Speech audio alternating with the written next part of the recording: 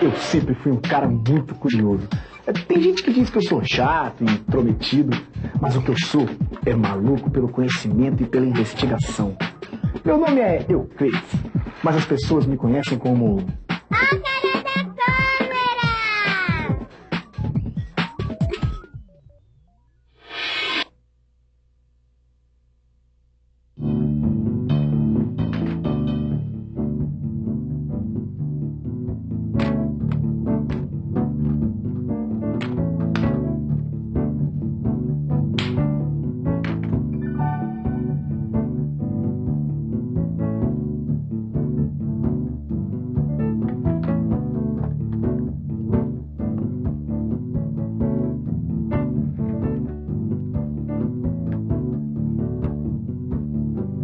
Eu gosto muito de matemática, mas eu tenho que confessar uma coisa, sabe? Eu só sei fazer conta de dividir usando calculadora. Tá aí, agora que eu confessei, me sinto até melhor. Mesmo porque quem disse que matemática é sinônimo de fazer contas? Matemática é muito mais do que isso. Eu vou pegar um exemplo simples que aconteceu comigo. Olha só. Eu estava, como sempre, por aí, passeando com a minha câmera, procurando um tema que pudesse me interessar. E foi aí que eu vi uma coisa muito interessante. Massa. Mistura. Essa massa me fez pensar num outro tipo de massa. Por alguma razão, essa massa me fez pensar num prédio. Mas não num prédio de verdade. Na maquete de um prédio. A maquete me fez pensar numa obra de arte do século XIX. O que finalmente me fez pensar que o cinema às vezes é chamado de a sétima arte. Eu sei. Eu sei que você deve estar pensando que eu estou ficando meio maluco, né? Afinal, o que tem a ver uma massa de pedreiro com a massa de acarajé da Bahia? O que massa de acarajé da Bahia tem a ver com uma obra de arte? E o que uma pintura tem a ver com a maquete? E o pior, o que uma aranha gigante de filme de terror tem a ver com essa história toda? Tudo isso é uma ideia, um conceito da matemática. Agora fica ligado que a gente vai falar sobre tudo isso com mais calma. Uma coisa por vez. Como um saco vazio não para em pé, vamos começar pela comida. É você? Yaya, me dá um acarajé pra mim, por favor. Agora me diz uma coisa. Qual é o segredo do autêntico acarajé baiano? O verdadeiro acarajé baiano tem que ter o feijão fresquinho, tem que ter o azeite de dendê puro, sem mistura. E a proporção dos ingredientes tem que ser certinha, pra não... Peraí, repete isso de novo. A proporção dos ingredientes tem que ser certinha, porque senão desanda a massa, meu velho. A proporção. Euclides, esse é um quadro do século XIX. Mas, Sérgio, por que eles são considerados belos? Bem, nesses quadros a gente tem a representação do padrão clássico. Os pintores do passado, eles buscavam a beleza idealizada. E esse belo, para eles, tinha a ver com harmonia e equilíbrio. Para se atingir o padrão do belo ideal, as formas e as cores dos quadros eram combinadas numa determinada proporção. Como é que é? Fala isso de novo. Falei que as formas e as cores dos quadros eram combinadas numa determinada proporção. Proporção. A história da arte seria diferente se não fosse a ideia de proporção. Você já deve ter visto alguma reprodução desse quadro. É a Mona Lisa, do Leonardo da Vinci. Nesse quadro a gente encontra um negócio chamado proporção áurea. Olha só. Que belo. Quero ver de novo. Repare, todos esses retângulos têm a mesma característica. Dividindo o comprimento pela largura, o valor dá sempre mais ou menos 1,62. E um retângulo que tem essa proporção é chamado de retângulo áureo.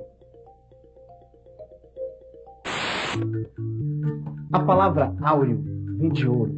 Então a proporção áurea é uma proporção que vale ouro. Quer ver por quê? A proporção que a gente encontra em certas obras de arte é o resultado de um raciocínio, de um pensamento matemático. O retângulo áureo foi criado pelos antigos gregos há mais de 2000 anos.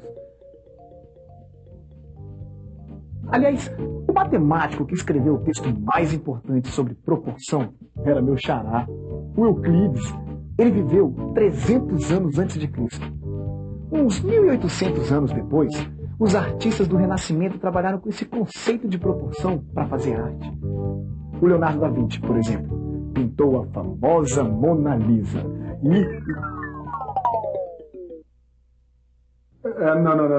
Isso aqui não era para mostrar, não. Isso aqui foi uma experiência que eu fiz, sabe? Ela tem a ver com arte moderna. Sabe o que acontece com a proporção na arte moderna?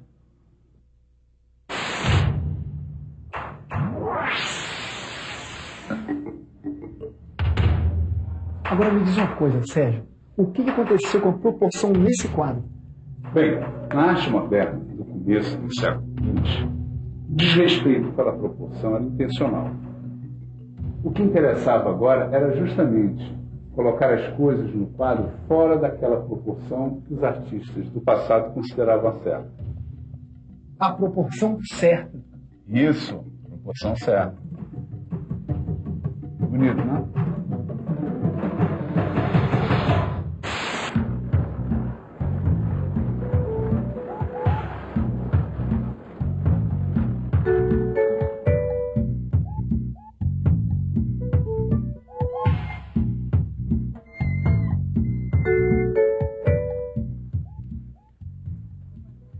João, me responde uma coisa. Qual é a proporção certa dessa massa que está sendo feita? Essa massa aqui é o seguinte, a gente bota 2 carrinhos de areia, 2 de brita e um saco de cimento. E se a proporção estiver errada, o que pode acontecer? Bom, se a proporção estiver errada, o concreto não atinge a resistência que ele foi projetado para atingir, o prédio pode cair.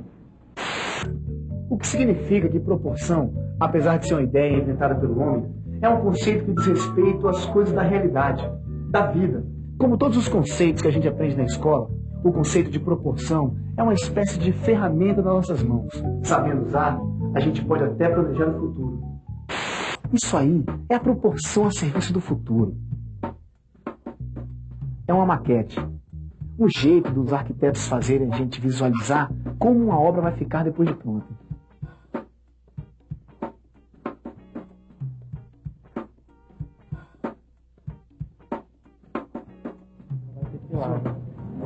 Oi, Pedro, vamos lá.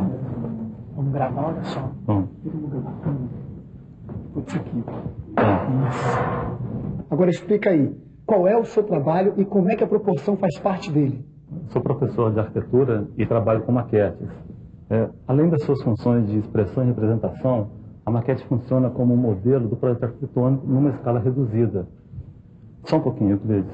Me empresta sua maquete aqui. Olha só, as medidas da maquete correspondem às medidas reais do edifício, porém numa escala reduzida. É nesta relação maquete-edifício real que entra a proporção, porém na escala indicada pela maquete. Tá legal? Se não fossem as maquetes, não daria para fazer filmes como esse. A proporção matemática ajuda os caras que fazem os efeitos especiais dos filmes a construir cidades, tudo num tamanho reduzido. É assim que eles criam a ilusão de realidade sem ter que usar as coisas de verdade. Já pensou o trabalho que daria para filmar um macaquinho do tamanho do King Kong?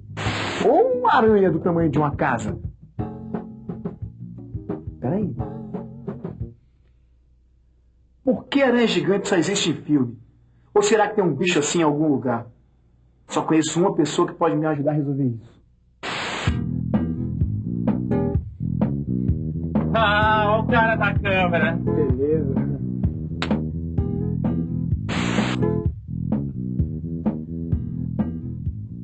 Será que algum dia um cientista maluco vai poder fazer assim uma aranha do tamanho de uma casa?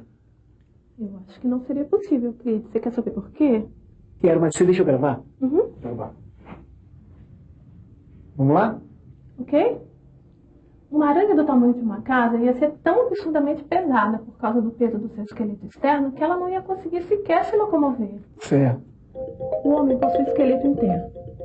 Aranhas, insetos e escorpiões, por exemplo, possuem esqueleto externo, que é proporcionalmente muito mais pesado. Por isso, uma aranha não poderia ser muito maior do que ela é. Peraí, você está querendo dizer que na natureza tudo é proporcional? Eu não acho, quer ver? Um beija-flor, por exemplo, ele é um passarinho pequenininho e tem um bico enorme. Parece desproporcional, mas na realidade tem um motivo para isso. O tamanho do bico do beija-flor é proporcional ao comprimento do tubo da flor. Assim, ao se alimentar do néctar, as penas da cabeça se sujam de pólen. Ao visitar outras flores, o beija-flor espalha esse pólen, ou seja, faz a polinização. Se o bico fosse menor, ele não conseguiria se alimentar e, ao mesmo tempo, polinizar as flores das quais se alimenta. Se o corpo fosse maior, ele gastaria muito mais energia para manter esse corpo, deveria comer mais, voar mais para procurar alimento e assim gastaria mais energia. Se a gente quiser, dá para achar proporção e desproporção em todo lugar, no mundo inteiro. Tanto na natureza, como nas coisas que o homem fabrica,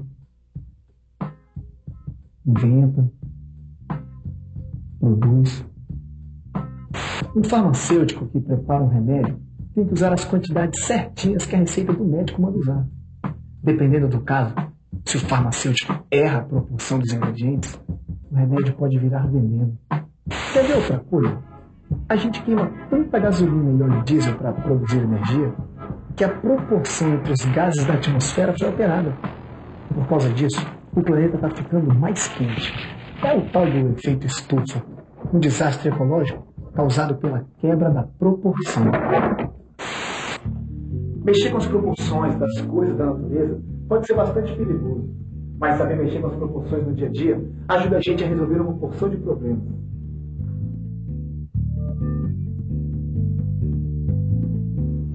Proporção é uma ferramenta que mostra que a matemática está na vida, tá ligado? Não?